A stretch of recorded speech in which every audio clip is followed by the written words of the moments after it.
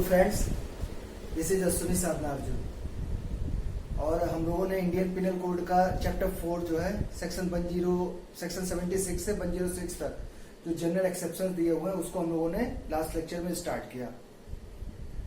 General exceptions को अच्छे से समझने के लिए हमने उसको 7 पार्ट्स में डिवाइड कर दिया था। कुछ सेक्शन 80 तक जिसमें से हो गया है, सेक्शन 76 से लेकर सेक्शन 80 तक मिस्टेक ऑफ फैक्ट और एक्सीडेंट्स ये हो गए हैं। अब हम डिस्कस करने जा रहे हैं absence of criminal intention.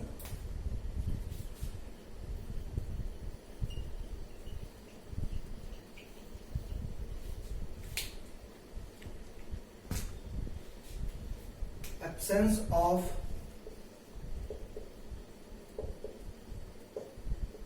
Criminal intention. Actually में जनरल एक्सेप्शन जितने भी हैं इसमें बेनिफिट इसलिए मिलता है क्योंकि यहां पे मेंस रिया जो है वो क्रिएट नहीं हो पाता है। Due to lack of mens rea general exception में जितनी भी चीजें आती है उन सब में हमको बेनिफिट मिल जाता है। अब जो एब्सेंस ऑफ क्रिमिनल इंटेंशन हमको देखना है, इसमें एक तो हमें देखना है सेक्शन 81 से 86 and section 92-94। Absence of criminal intention की जब हम बात करेंगे तब एक तो हमें सेक्शन 81 से सेक्शन 86 तक कवर करना है, उसके बाद हमें कवर करना है सेक्शन 92 टू सेक्शन 94। इस पे जो पहला हमको देखना है सेक्शन 81, ये बात करता है नेसेसिटी की।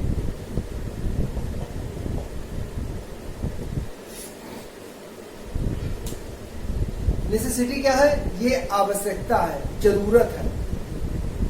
अब नेसेसिटी का कॉन्सेप्ट क्या है कि जैसे ये एक तो इन गुड फेथ होना ही होना चाहिए, विदाउट एनी क्रिमिनल इंटेंशन होना चाहिए, और अगर कोई पर्सन एक्सीडेंटली या इमरजेंसी में ऐसी सिचुएशन में आ गया है कि अब इनएविटेबल थिंग्स होने वाली हैं। इनएविटेबल का मतलब होता है अवश्यंभावी, जिसको रोका ही नहीं जा सकता है।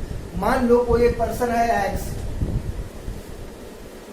वो अपने आप को एकदम से एक ऐसे सिचुएशन में पाता है कि अब दो में से कोई एक हार्म तो उसे करना ही करना पड़ेगा, वो बिना हार्म किए अपने आप को बचा ही नहीं सकता है। तो ऐसी सिचुएशन में बड़ी हार्म को बचाने के लिए कोई छोटी हार्म कर देना कोई ऑफेंस नहीं होता। जैसे हाँ, बस इसमें यह है कि 81 में कुछ चीजें में ध्यान रखनी है। पहली बात तो ये इन गुड फेथ होना चाहिए, विदाउट क्रिमिनल इंटेंट होना चाहिए,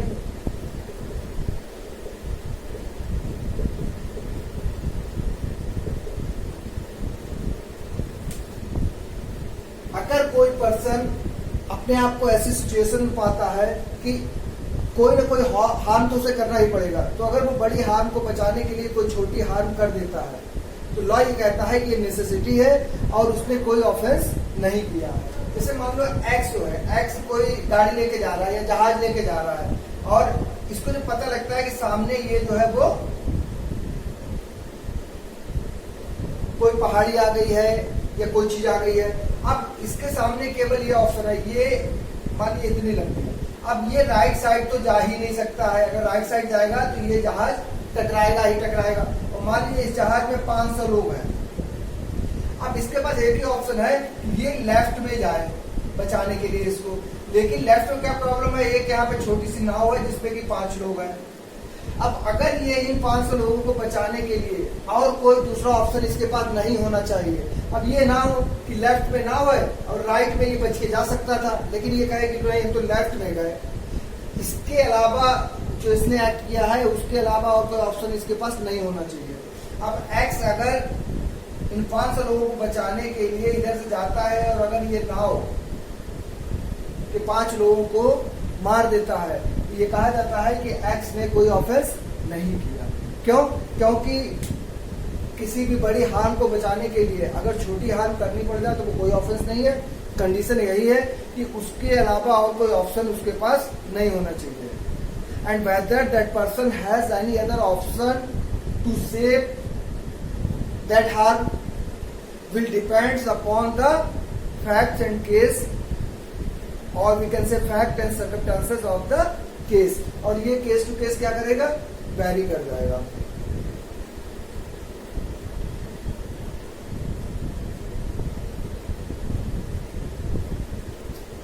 मान लीजिए आप लोगों ने तो नहीं देखा होगा, या हो सकता है किसी ने देखा भी हो, गांव में पहले क्या होता था, जितने भी घर होते थे वो सब कच्चे होते थे, और जो छत बनाई जाती थी ये घास फूस से बना दी जाती थी, यानी कि आग बहुत लगती थी. जैसे मान लीजिए ये पूरी लाइन से घर बने हुए हैं, और मान लीजिए इस घर में जो है वो आग लग गई है. अब ये आग आगे ना पहुंचे, जैसे एक मूवी आई थी द बर्निंग ट्रेन, उसमें भी ये किया गया था. अब है क्या कि जैसे मान लीजिए कि ये आग, कुछ लोग तो इसको बुझा रहे हैं, ठीक, कि आग बुझ जाए, लेकिन कुछ लोगों ने क्या किया, अगर आग नहीं बुझ पाती है तो उन्होंने क्या किया, ये जो सी घर है इसको तोड़ना स्टार्ट कर दिया, इसको तोड़ दिया. अब इससे क्या फायदा हुआ, इसको तोड़ने से, या मान लीजिए बी को तोड़ा, इनको तोड़ने से ये होगा कि ये आग अब आगे नहीं फैलेगी. तो इस पूरे गांव को आग से बचाने के लिए अगर किसी का घर तोड़ना भी पड़ जाए तो ये सेक्शन 81 का बेनिफिट मिल जाता है, ये नेसेसिटी हो जाती है. अब बी या सी ये नहीं कह सकते हैं कि हमारा जो है इस पे नुकसान हुआ है. दूसरा, इस पे एक बहुत लीडिंग केस है डेडले वर्सेस स्टीफन का.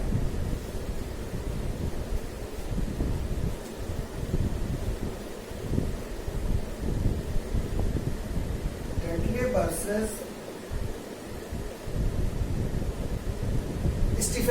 स्टीफेंस का एक केस है, बहुत ही लीडिंग केस. एक्चुअली में इस केस में क्या हुआ था कि जैसे 3 लोग थे, 3 लोग घूमने के लिए गए समुद्र में. अब वहां पे ये फंस गए जाके, और इस पोजीशन पे आ गए कि अब ना तो इनके पास खाने को कुछ बचा, ना इनकी कोई हेल्प करने वाला था. अब ए, बी और सी, मान लीजिए A and B and C, A, B और सी 3 लोग थे. जब इनके पास कोई ऑप्शन नहीं रह गया जिंदा रहने का, तो ए और बी ने आपस में ये प्लान किया कि क्यों ना सी को मार के खा लिया जाए. अगर सी को मार के हम खा लेंगे तो हम क्या करेंगे, कुछ दिन तक और सरवाइव कर सकते हैं. ए और बी ने यही किया, इन्होंने क्या किया, सी को मार दिया, उससे खा लिया. मीनवाइल क्या हुआ कि रेस्क्यू टीम आई और रेस्क्यू टीम ने इन्हें बचाया. लेकिन रेस्क्यू टीम ने जब इनसे पूछा कि आप तो 3 लोग थे, तीसरा कहाँ है, तो इन्होंने बताया कि हमारी मजबूरी थी कि हमने तीसरे को खा लिया है, अगर हम उसे नहीं मारते तो हम भी नहीं जिंदा रह पाते. कोर्ट में ये केस गया. कोर्ट ने ये डिसाइड किया कि देखिए नेसेसिटी आपकी इतनी नहीं हो सकती कि आप अपने को बचाने के लिए किसी दूसरे को मार दे, यानी कि आप किसी की डेथ नहीं कर सकते हैं. और दूसरा ये बात थी कि ये जो पर्सन था ये बच्चा था, सबसे कम एज का था. एक ये भी उन्होंने कहा कि अगर ऐसी, पहली बात तो, और आप तीनों में से अगर सबसे ज्यादा एक्सपेक्टेशन थी लाइफ की, वो किसकी थी, सी की ही थी, क्योंकि वो सबसे कम एज का था. तो यहाँ पे नेसेसिटी का बचाव नहीं माना गया. किस केस में, डेडले वर्सेस स्टीफन्स में. एक माउस केस भी ऐसे हुआ था.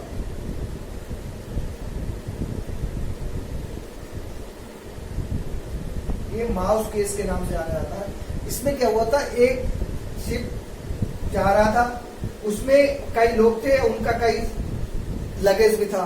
अब वो एक ऐसी सिचुएशन में आ गई कि कैप्टन को ये चूज करना था कि अगर ये सब लगेज नहीं फेंका गया तो ये जहाज डूब जाएगा. तो बाकी सबको बचाने के लिए, इस जहाज को बचाने के लिए जितने भी लोग थे उन सबका लगेज जो है वो समुद्र में फेंक दिया गया. अब जब लगेज फेंक दिया गया, ये वापस आ गए, इन्होंने केस किया कि हमारा लगेज जो है वो इसने फेंका है. कोर्ट के, अब लेकिन इसे ये प्रूव करना होगा कि ये नेसेसिटी थी. हमने आप पहले डिस्कस किया है, कोई भी पर्सन अगर किसी एक्सेप्शन का बेनिफिट लेना चाहता है तो उस पर्सन को ही ये प्रूव करना होगा कि ये बेनिफिट एक्सेप्शन की पोजीशन उस समय थी, सिचुएशन अराइज कर रही थी एक्सेप्शन वाले. अब माउस केस में क्या हुआ कि इन्होंने इस लगेज को फेंक दिया था. कोर्ट ने भी यही माना कि हाँ ये नेसेसिटी थी और आप सबकी जान बचाने के लिए लगेज को फेंकना जरूरी था और कोई ऑप्शन इसके पास नहीं था. तो ये तो बात हो गई नेसेसिटी की.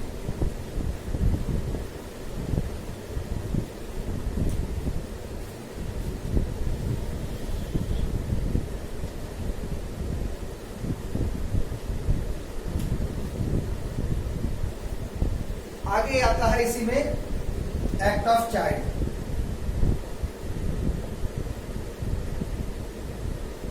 एक्ट ऑफ चाइल्ड के लिए हमें दो सेक्शंस पढ़ने हैं, सेक्शन 82 एंड सेक्शन 83, कि किसी भी चाइल्ड का एक्ट जो है उसकी क्या पोजीशन होगी। तो चाइल्ड को लेके इंडियन पिनल कोड का जनरल एक्सेप्शन का सेक्शन 82 और सेक्शन 83 डील करता है। सेक्शन 82 में कहा गया है बिलो 7 years एंड ये कहलाता है डॉली इनकैपेक्स, कि कोई भी बच्चा अगर वो बिलो 7 years है, 7 साल से कम है, तो उसको डॉली इनकैपेक्स कहा जाता है। चाहे उसने जानबूझ के मारा हो, किसी को विद इंटेंशन मारा हो, कुछ भी किया हो, अगर ये प्रूव हो जाए कि ये चिल्ड्रन जो है वो बिलो देन 7 years है, तो उसको ये माना जाता है लॉ में कि ये डॉली इनकैपेक्स है और ये क्राइम कर ही नहीं सकता। एक्चुअली में है क्या, ये आपको पता है कि इंडियन पिनल कोड है 1862 का। जब ये लॉ बनाया गया था उस समय 7 साल का बच्चा होता था। अब आज की डेट में आप देखिए, मेरे हिसाब से तो इस लॉ में अमेंडमेंट हो जाना चाहिए, क्योंकि आज की डेट में 7 साल का बच्चा जो है वो बहुत अच्छी नॉलेज रखता है। अच्छा, ये क्या कहता है 7 साल से कम, यानी कि अगर एक दिन भी कम है तो वो क्या माना जाएगा, 7 साल से कम माना जाएगा। तो सेक्शन 82 तो सीधे सीधे कह देता है कि अगर कोई भी चाइल्ड बिलो देन 7 years है, then that child will be considered as a dolly incapax। Means law ये मान चलता है उसमें क्राइम करने वाला मैंसरिया होता ही नहीं है, वो मैंसरिया फ्रेम करने की पोजीशन में कभी भी नहीं होगा। अब सेक्शन 83 बात करता है above 7 years,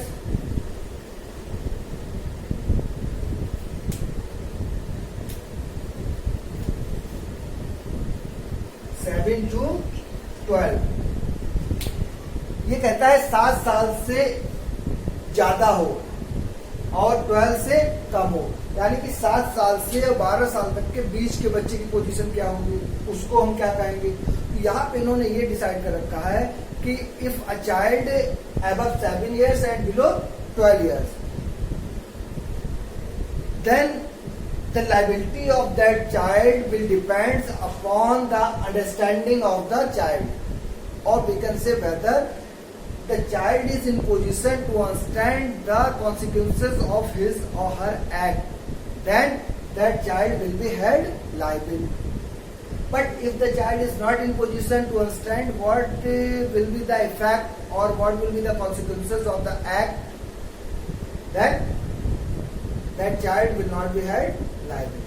कि सेक्शन 83 में कहा है कि 7 साल से ऊपर और 12 साल से कम का बच्चा अगर कोई ऑफेंस करता है तो उसकी लायबिलिटी इस बात से देखी जाएगी कि क्या वो अपने एक्ट को समझ रहा है, जो भी वो एक्ट कर रहा है क्या वो उसके कॉन्सिक्वेंसेस को समझने की पोजीशन में है।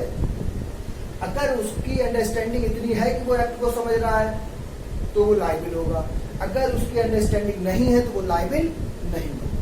अब ये कैसे पता लगेगा कि उसकी अंडरस्टैंडिंग है या नहीं है, ये केस के फैक्ट से पता लग जाता है। जैसे मान लीजिए कोई बच्चा किसी के पीछे चाकू लेके भागे और उससे कहे कि ये चाकू है, अब मैं तेरे पेट में चाकू जो है वो घुसेड़ दूंगा, तेरा ब्लड निकलेगा और तू मर जाएगा। तो उसका ये स्टेटमेंट ये दिखाने के लिए पर्याप्त है कि वो अपने एक्ट के कॉन्सिक्वेंसेस से अच्छी तरीके से जानता है। अगर कोई बच्चा पिस्टल लेके किसी को कहता है मैं तेरे गोली मार दूंगा और तू मर जाएगा, और उसके बाद अगर वो गोली मार देता है तो लायबिलिटी हो जाएगी। अब ये डिपेंड करेगा हर केस के फैक्ट से। अब बहुत इंटरेस्टिंग चीज यहाँ पे ये है कि सेक्शन 82 और सेक्शन 83 ये चिल्ड्रन की जो बात करते हैं, इनके दोनों ही सेक्शन उस बच्चे की बात नहीं करते हैं जो इजेक्ट 7 साल का हो, क्योंकि 82 बात करता है बिलो देन 7 years यानी कि जो 7 से कम हो, 83 बात करता है अबव 7 years यानी कि जो 7 साल से अधिक हो। और अगर 7 साल का बच्चा है वो कहा जाएगा, ये समझने के लिए आपको हमने पहले भी अपने लेक्चर्स में एक पूरे क्रिमिनल जस्टिस सिस्टम का जिस्ट बताया था कि टोटल क्रिमिनल जस्टिस सिस्टम हमारा डिपेंड किस बात पे करता है।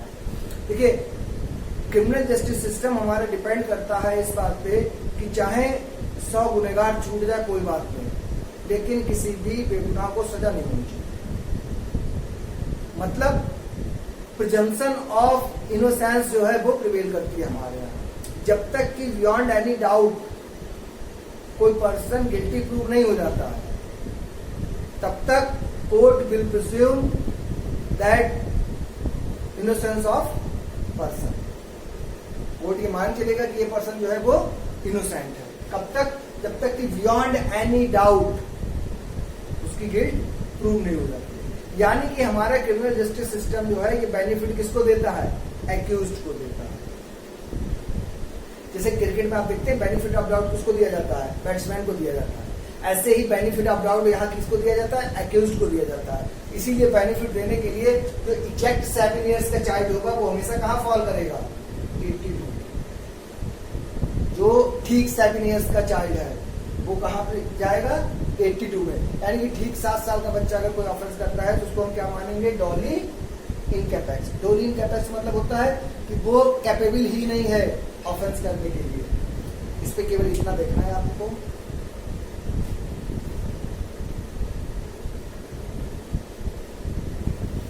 अब बहुत ही इंपॉर्टेंट हमारा नेक्स्ट टॉपिक है लीगल इंसैनिटी,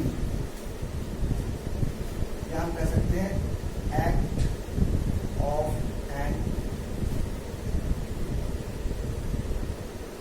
इंसेन पर्सन। इसको कवर करेगा सेक्शन 84। यहाँ पे टर्म यूज किया गया है लीगल इंसैनिटी।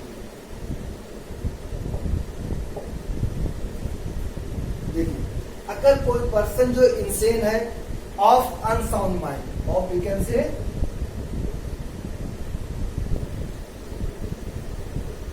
अनसाउंड माइंड का कोई पर्सन अगर है, अब पहले तो ये हमें पता लगे कि हम किस पर्सन को अनसाउंड माइंड का मानेंगे। अनसाउंड माइंड को मानने के लिए कई चीजें हो सकती है। जैसे एक तो होता है इडियट,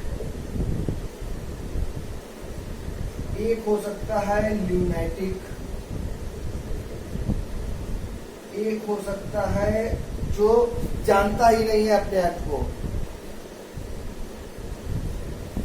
अनकॉन्शियस स्टेट में है।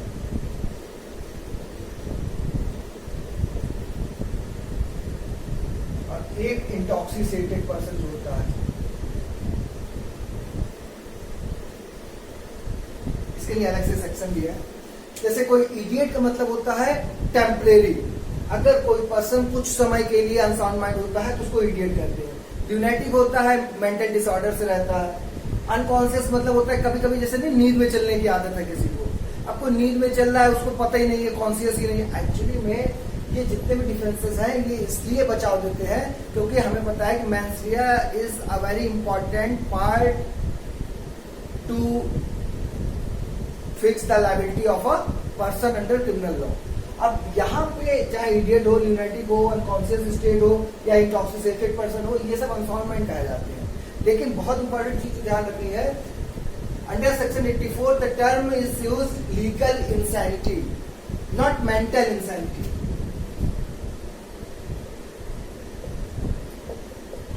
मेंटल इंसैनिटी और लीगल इंसैनिटी दो टर्म हमारे पास आ रहा है। एक तो लीगल इंसैनिटी है, एक मेंटल। मेंटल इंसैनिटी इस बात की है कि जो मेडिकल है, मेडिकल ऑफिसर है, वो क्या करे, कोई सर्टिफिकेट दे दे किसी को कि नहीं ये पर्सन इडियट है, ये ल्यूनेटिक है, ये क्या हो गया? मेंटल इंसैनिटी हो गया कि मेंटली उसको बता दिया गया। यहाँ पे हमें इंसैनिटी देखनी होती है, वो केवल देखनी है लीगल इंसैनिटी। क्योंकि देखिए कई इलस्ट्रेशन आएंगे, कई इसमें पॉइंट्स आएंगे जिससे क्वेश्चन गलत होते हैं। आपको सिर्फ इतना ध्यान रखना है कि what is the status of that person at the time of committing the offence, whether at the time of committing the offense that person is insane or not। कि लीगल इंसैनिटी का मतलब है at the time of committing the offence. हमें केवल ये देखना है कि क्या वो जब एक्ट कमिट्स कर रहा है उस समय उसकी क्या पूरी। फॉर एग्जाम्पल एक पर्सन जो है वो पूरे साल तक सही रहता है, पूरे साल सही रहता है, होली वाले दिन जो है वो अनसाउंड माइंड हो जाता है, किसी वजह से कलर्स देखा अनसाउंड माइंड हो गया, जो भी वजह रही हो। अब इस होली वाले दिन जब वो अनसाउंड माइंड है, अगर वो कोई भी एक्ट करेगा तो उसको बेनिफिट मिल जाएगा किसका? सेक्शन 84 का, पूरे साल नहीं मिलेगा। इसका वाइस वर्सा भी हो सकता है। जैसे कोई पर्सन क्या है, पूरे साल पागल रहता है, लेकिन होली वाले दिन पता नहीं क्या है, रंग देखता है वो बिल्कुल सही हो जाता है, अच्छे से बिहेव करता है, तो पूरे साल तो इसको बेनिफिट मिलेगा, लेकिन होली वाले दिन इसको बेनिफिट नहीं मिलेगा। कहने का मतलब हमारा सिर्फ ये है कि weather that person will get the benefit of section 84 will depends upon the status of that person at the time of committing offense। कि ऑफेंस कमिट करते समय उसका क्या स्टेटस है, इस बात से डिसाइड हो जाएगा कि उसको जो है वो बेनिफिट मिलेगा या नहीं मिलेगा।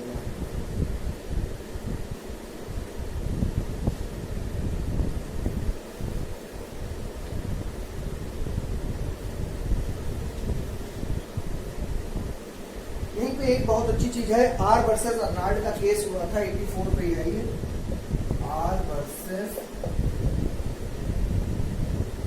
अर्नाल्ड। इस केस में एक टेस्ट हुआ था जो जाना जाता है वाइल्ड ईस्ट टेस्ट। पाउलर के केस में भी बाद में इसको एडमिट कर लिया गया था।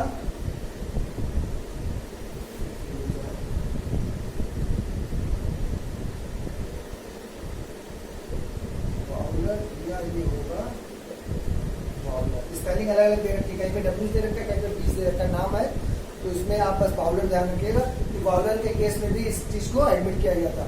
अब आर वर्सेस अर्नाल्ड या वाइल्ड ईस्ट टेस्ट था क्या, ये पूरा टेस्ट इसी बात के लिए था, to know the status of the person whether he has in position or we can say he is in position to understand weather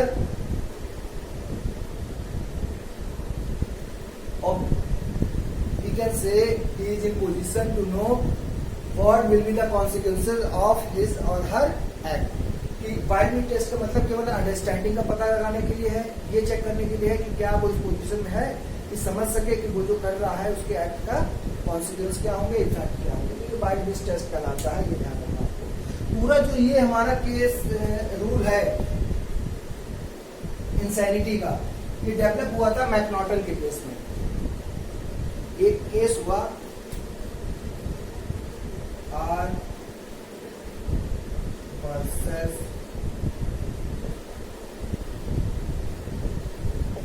McNaughton. R versus McNaughton में केस हुआ था जिसमें एक पर्सन थे, उन्हें ये मिस्टेक हो गई, ये कि उन्हें भ्रम हो गया, इल्यूजन हो गया कि ब्रिटिश के जो राष्ट्रपति हैं उनका सचिव जो था उसको उन्होंने ब्रिटिश का राष्ट्रपति समझ के मार दिया। मतलब मान लीजिए कोई एक्स पर्सन है,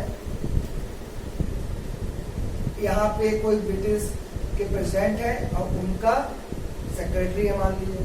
अब इन्होंने इसने क्या किया, इस सेक्रेटरी को किसे समझ के मार दिया, प्रेसिडेंट समझ के मार दिया, और इस भ्रम में मार दिया कि ये जो प्रेसिडेंट है ये उसकी लाइफ को बर्बाद कर देगा। ये चीज सामने आई, बाद में ये प्रूव हो गया कि ये जो है इसकी मेंटल स्टेटस जो है वो सही नहीं है, ये इस पोजीशन में नहीं है कि अपने एक्ट के कॉन्सिक्वेंसेस या इफेक्ट को जान सके। तो कोर्ट ने इसको क्या किया, छोड़ दिया। कोर्ट ने जब छोड़ दिया तो इसके अगेंस्ट में बहुत बड़ा रिएक्शन हुआ तो हाउस ऑफ लॉर्ड्स के सामने ये केस पहुंचा, और हाउस ऑफ लॉर्ड्स में भी कितने लोग थे, इसको 15 जजेस और 15 members of House of Lords, 15 लोगों ने मिलकर इस केस को डिसाइड किया और इंसैनिटी को लेके पूरा लॉ डेवलप किया। तो जो इस केस की जनरल चीजें थे वो यही सामने आई है कि इंसैनिटी जो है वो लीगल इंसैनिटी होनी चाहिए। पहली बात, लीगल इंसैनिटी का क्या मतलब हुआ, weather that person will be held liable और not, it depends upon the status of that person at the time of committing the act, or we can say whether that person is in position to understand what will be the effect or consequences of that particular act। ये हो गया। अब इसमें उसका जो पुराना record है कि कई बार उसे इस तरीके के दौरे पड़ चुके हैं या कई बार वो ऐसे एक्ट कर चुका है, ये भी आगे जो है वो एविडेंस में स्ट्रांग हो जाएगा। तो ये तो बात करता है हमारी इंसैनिटी की।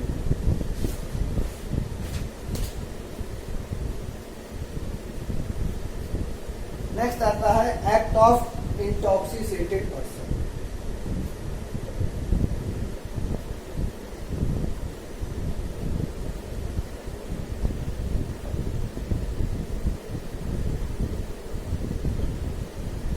यहाँ पे भी इसको हम देखेंगे, एक तो सेक्शन 85 बात करता है और एक बात करता है सेक्शन 86। अब एक वॉलेंटरी है, एक अगेंस्ट विल है। मतलब एक सेक्शन बात करता है किसी को बिना उसकी इच्छा के ड्रिंक कराई गई है, और दूसरा जो है वो सेक्शन ये बताता है कि अगर उसने वॉलेंटरली ड्रिंक की है।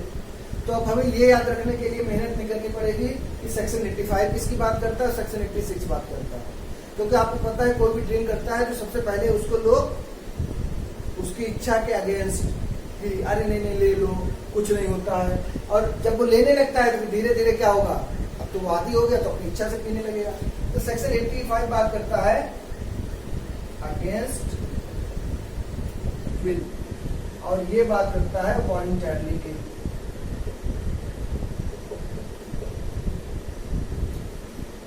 दोनों ही कंडीशन में इसको बेनिफिट नहीं मिलेगा। ठीक, अगर उसने अपनी इच्छा से की है कोई बेनिफिट नहीं मिलेगा।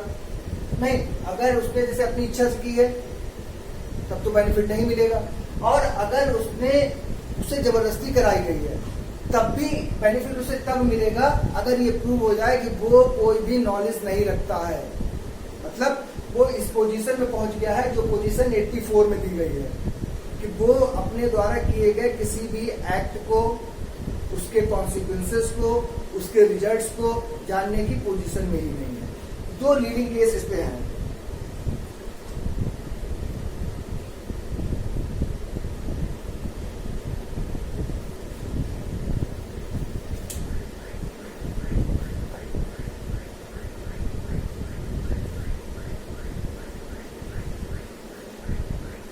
एक तो है Basdev versus state of Pepsi, और एक केस है DDP वर्सेस बियर। 2 केसेस जो है ये इंटॉक्सिकेशन पे है, Basdev versus state of PEPSU और DPP वर्सेस बियर। दोनों में ही इसको कोई भी बेनिफिट नहीं मिला था। एक केस क्या बात करता है कि जैसे एक चौकीदार था, उसने एक 13 साल की लड़की को रेप करने की कोशिश कर रहा था, और रेप करने की कोशिश जब कर रहा था तो वो चिल्लाई, तो उस चिल्लाने के लिए, उसकी आवाज को दबाने के लिए इसने क्या किया, उसका गला दबाया। गला दबाने से क्या हो गया, इसकी डेथ हो गई।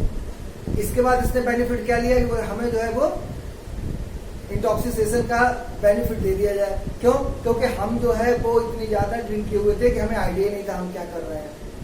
तो कोर्ट ने कहा कि तुम्हें खूब आइडिया था, अगर तुम्हें आइडिया ना होता तो तुम उसकी आवाज क्यों दबाते? तुम्हें पता है कि तुम जो कर रहे हो वो गलत कर रहे हो, और अगर इसकी आवाज लोगों ने सुन ली तो तुम्हें लोग पीटेंगे आके या पुलिस को दे देंगे। दूसरे केस में क्या हुआ था, दूसरे केस में एक पर्सन जो है वो किसी एक फंक्शन में गए, वहां पे उन्होंने खाना स्टार्ट हो गया था। एक बच्चे से कहा तुम यहाँ से हटके दूसरी जगह बैठ जाओ, उसने बात नहीं मानी, इतनी बात पे गुस्सा आ गया, इन्होंने पिस्टल निकाल के उसको मार दिया। और दोनों ही केसेस में इनको कोई भी बेनिफिट नहीं मिला इंटॉक्सिकेशन। इसमें देखिए सबसे ज्यादा कुछ केसेस याद रखने हैं, केसेस मैच करने को आता है, और सबसे मोस्ट इंपॉर्टेंट चीज है ये याद रखना है कि किस सेक्शन में क्या कहा गया है। ये सेक्शंस को मैच करने को आएंगे, तो ये हल्के हल्के प्रैक्टिस से ही आपको समझ में आएगा कि कैसे सेक्शंस ये याद करने हैं। इसके बाद नेक्स्ट हमें एक इसमें देखना है bona fide act for the benefit of another person, और मेन सेकंड चीज यहाँ पे है विदाउट हिज और हर कंसेंट। इसमें भी वही चीजें इंपॉर्टेंट आ जाएंगी। एक तो ये काम कैसे होना चाहिए, इन गुड फेथ होना चाहिए। ये डील करेगा आपका सेक्शन 92। ठीक, क्या होना चाहिए, इन गुड फेथ होना चाहिए, विदाउट एनी क्रिमिनल इंटेंशन होना चाहिए। अगर कोई पर्सन बोनाफाइड एक्ट कर रहा है, पर्पस क्या है उसका, दूसरे को बेनिफिट देने का, और जबकि उसने इसके लिए उसकी कंसेंट भी नहीं ली है, विदाउट हिज और हर कंसेंट, तब भी सेक्शन 92 उसको बेनिफिट दे देगा और उसका एक्ट ऑफेंस नहीं माना जाएगा। ये कब कब हो सकता है, जैसे मान लीजिए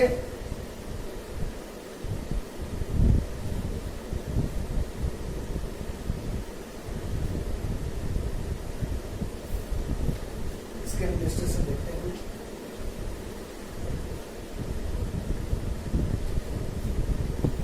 एक्स देखता है कि बाइक को टाइगर उठा के ले जा रहा है। ठीक, अब एक्स के पास इतना टाइम नहीं है कि वो बाइक से पहले कंसेंट ले।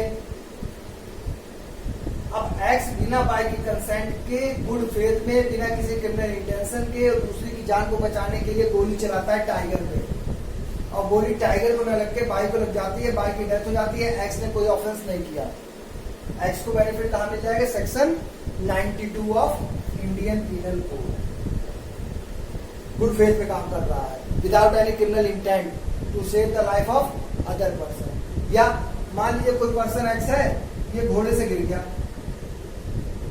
हॉस्पिटल पहुंचा। अब हॉस्पिटल में डॉक्टर को लग रहा है कि इसका तुरंत जो है वो ऑपरेशन करना जरूरी है, अदरवाइज इसको नहीं बचाया जा सकता। अब एक्स इस पोजीशन में है नहीं कि उससे कंसेंट ली जा सके, और एक्स का कोई गार्जियन भी वहां पे नहीं है जिससे कि कंसेंट ली जा सके।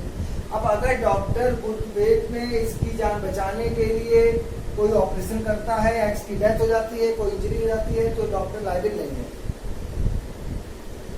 ठीक, तो ये कुछ इलस्ट्रेशंस हैं जिसमें आप देखेंगे कि ये काम कैसे किया जाता है, गुड फेथ में किया जाता है। या एक इलस्ट्रेशन बहुत पूछा जाता है हमेशा, घर में आग लग गई है, अब उस घर की छत से एक आदमी एक बच्चे को उसकी जान बचाने के लिए नीचे फेंकता है, क्योंकि फेंकने के अलावा और कोई ऑप्शन नहीं है। नीचे कुछ लोग जो है वो कंबल लेके खड़े हुए हैं कि ये कंबल के ऊपर गिरेगा लड़का और इसे बचा लिया जाएगा। अब इस लड़के की जान बचाने के लिए गुड फेथ में इसको नीचे फेंकता है, लेकिन ये कंबल में गिर के नीचे गिर जाता है, उसकी डेथ हो जाती है। तो इसने कोई ऑफेंस नहीं किया है, इसको बेनिफिट मिल जाएगा कहाँ, सेक्शन 92 का। लेकिन सेक्शन 92 में कुछ एक्सेप्शन दिए हुए हैं, जैसे ये ना तो किसी की डेथ करने का ये काम कर सकता है, मतलब इंटेंशन नहीं होना चाहिए, ना ग्रीवियस हर्ट का होना चाहिए, ना अटेम्प्ट करने का होना चाहिए डेथ और ग्रीवियस हर्ट को, और ना ही अबेटमेंट होना चाहिए।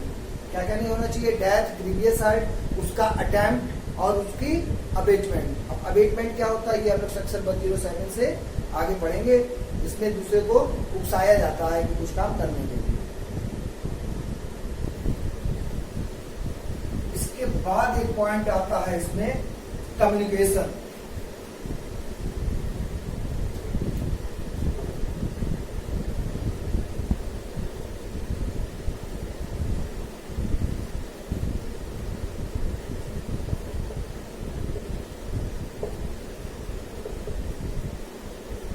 Section 93 communication made in good faith, कि अगर गुड फेथ में कोई कम्युनिकेशन किया गया है और उस कम्युनिकेशन से किसी की अगर कोई इंजरी हो जाती है तो सेक्शन 93 उसको बेनिफिट दे देगा। जैसे मान लीजिए एक्स है, एक्स के पास एक पेशेंट आया, अब पेशेंट जो है वो कैंसर है, उनको 2 महीने से ज्यादा जिंदा नहीं रहेंगे। तो डॉक्टर ने उनसे पूछा, एक्स मान लीजिए डॉक्टर है,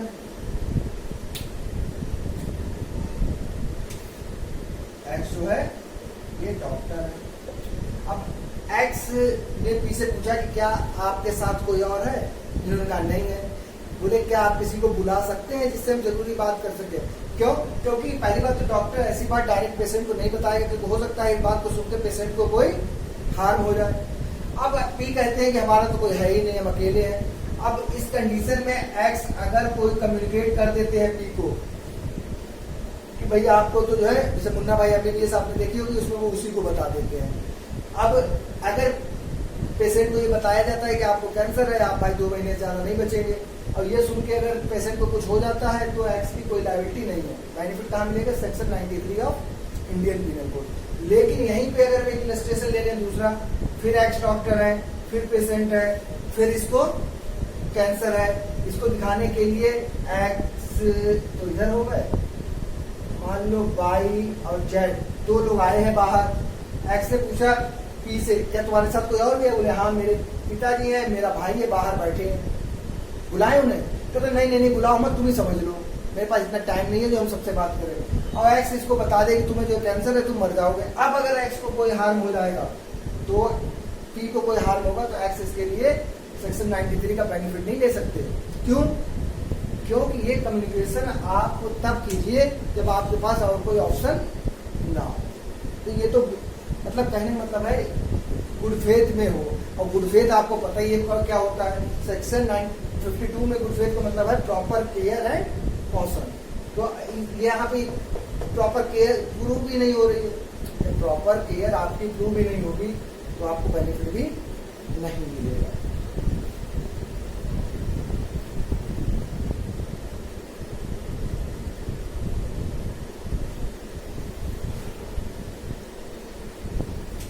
एब्सेंस ऑफ क्रिमिनल इंटेंशन पे जो लास्ट हमारा सेक्शन है वो है सेक्शन 94। सेक्शन 94 क्या बात करता है?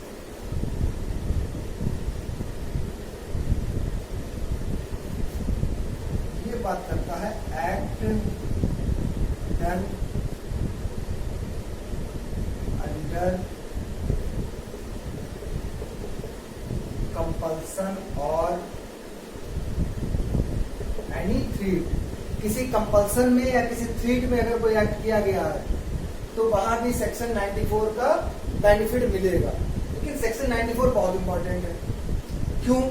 इसमें कुछ ऐसी एसेंशियल चीजें हैं जिसकी वजह से ये क्वेश्चन हमेशा गलत होता है। क्या क्या ध्यान रखना है?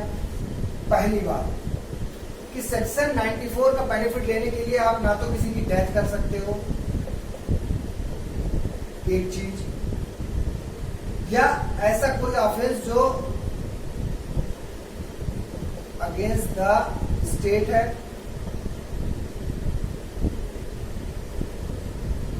एंड पनिशेबल विद डेथ है, नहीं कर सकते। इस सेक्शन 94 का बेनिफिट लेते हुए ये 2 काम आप कभी नहीं कर सकते। क्या? ना तो किसी की डेथ कर सकते हो और ना ही ऐसा कोई ऑफेंस कर सकते हो जो अगेंस्ट द स्टेट है और जिसका पनिशमेंट क्या है? डेथ है या कैपिटल पनिशमेंट है। जैसे मान लो अगर किसी से कहा गया कि हम तुम्हारे गोली मार देंगे, नहीं तो तुम इसके गोली मारो। आप गोली मारने के बाद ये नहीं कह सकते कि हमें सेक्शन 94 का बेनिफिट दे दो, क्योंकि हमको जो है वो धमकी दी गई थी। धमकी वाले केस में आप किसी की जान नहीं ले सकते। एक बार ऐसा कोई ऑफेंस नहीं कर सकते जो अगेंस्ट द स्टेट हो, पनिशेबल विद डेथ। एक तो ये टेक्निकल पॉइंट है। दूसरा एक टेक्निकल पॉइंट और है जिससे गलत होता है क्वेश्चन। वहां भी कहा जाता है, वर्ड यूज किया गया है इंस्टेंट स्टैंड।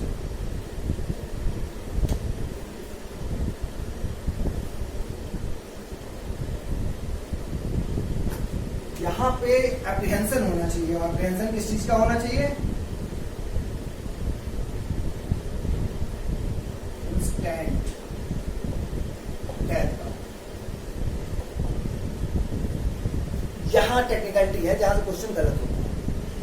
वो ये कहते हैं कि अगर किसी पर्सन को ये एप्रीहेंशन है, क्या एप्रीहेंशन है? एप्रीहेंशन मतलब आशंका है, उसको डाउट है। ये एप्रीहेंशन है कि अगर उसने ये काम नहीं किया जिस चीज के करने की उसको धमकी दी जा रही है, तो इसका कॉन्सिक्वेंस क्या होगा? उसकी इंस्टेंट डेथ होगी, तुरंत उसको मार दिया जाएगा। एग्जाम्पल समझो, जैसे मान लीजिए एक्स वाई जेड, ये 3 जो है वो डाकू है, रॉबर्स है। रॉबर्स को लुटेरे हो गए, डकैत है, ठीक है। तीनों ने क्या किया? ए को पकड़ा। ए क्या काम करते हैं? ताला बहुत अच्छा खोल लेते हैं। कोई तिजोरी हो उसका ताला तुरंत खोल लेते हैं। एक्स बाई जेड ने ए से कहा कि आप इस घर का लॉक तोड़िए जिससे कि हम के जान से मार सके। अब एक्स बाई जेड मिलके ए से क्या कर रहे हैं कि आप इसका लॉक तोड़ो, धमकी दे रहे हैं। और मान लो थोड़ा हम और चेंज के दे रहे हैं, नहीं तो आप दूसरे चीज से कंफ्यूज हो जाओगे। इसलिए जिससे कि हम यहाँ पे लूट कर सके, इस घर में लूट ले हम, ठीक, ये इनका पर्पज है। और इसके बदले में ऐसे क्या कहता है कि अगर तुमने ऐसा नहीं किया, अगर तुमने ये काम नहीं किया तो तुम्हारा बेटा जो स्कूल में है, हमें पता है वो किस स्कूल में जाता है, कल हम उसे जान से मार देंगे। तो यहाँ पे ए को सेक्शन 94 का बेनिफिट नहीं मिलेगा। क्यों? क्योंकि इनके बच्चे की जो एप्रीहेंशन है वो इंस्टेंट डेथ का नहीं है। चाहे वो ए की डेथ की बात की जा रही हो, धमकी दी जा रही हो, चाहे इसके किसी रिलेटिव्स की दी जा रही हो, ये सेक्शन 94 का बेनिफिट तभी मिलेगा जब धमकी जो है वो आपकी तुरंत जान जा रही हो। जैसे उन्होंने कहा कि तुम ये काम करो नहीं तो तुरंत अब तुम्हें गोली मार देंगे, तब ये बेनिफिट मिलेगा। इसके एक्सप्लेनेशन में भी उन्होंने दो बातें कही है। एक तो एक्सप्लेनेशन ये कहा है, लेकिन जो ए है इसने जानबूझ के अपने आप को ऐसे लोगों के साथ मिक्स ना किया हो। जैसे एक्स वाई जेड जा रहे हैं, ए जो है एक्स वाई जेड को जानता है, ए ने खुद ही पूछा एक्स वाई जेड से कहाँ जा रहे हो, तो एक्स वाई जेड ने क्या कहा कि हम जा रहे हैं इस घर में लूट करने के लिए। ए ने कहा कि चलो हम भी चलते हैं साथ में, ए भी साथ में हो लिए। अब यहां जाने के बाद ये कह रहे हैं कि अरे ये तो लॉक लगा हुआ है, ये लॉक जो है वो खुल ही नहीं रहा है, कैसे खुलेगा। ये कहते हैं कि अरे ये तो मेरे बाएं हाथ का खेल है, हम तो बहुत अच्छा लॉक खोलने वाले हैं, हम तो तुरंत लॉक खोल सकते हैं ये। अब एक्स वाई जेड कहते हैं तो खोलो, ये कहता हम खोलेंगे नहीं, लेकिन क्योंकि ये गलत काम है और गलत काम हम करते नहीं है, ठीक। अब एक्स वाई जेड ने क्या किया, पिस्टल रखी उसके ऊपर, कहते हैं भैया ऐसा है, आप तो तुरंत खोलो नहीं तो हम तुम्हें देंगे मार। यहाँ भी ए को बेनिफिट नहीं मिलेगा सेक्शन 94 का। क्यों? क्योंकि ए ने जानबूझकर अपने आप को इस पोजीशन में डाला है कि इनको धमकी दी जा सके।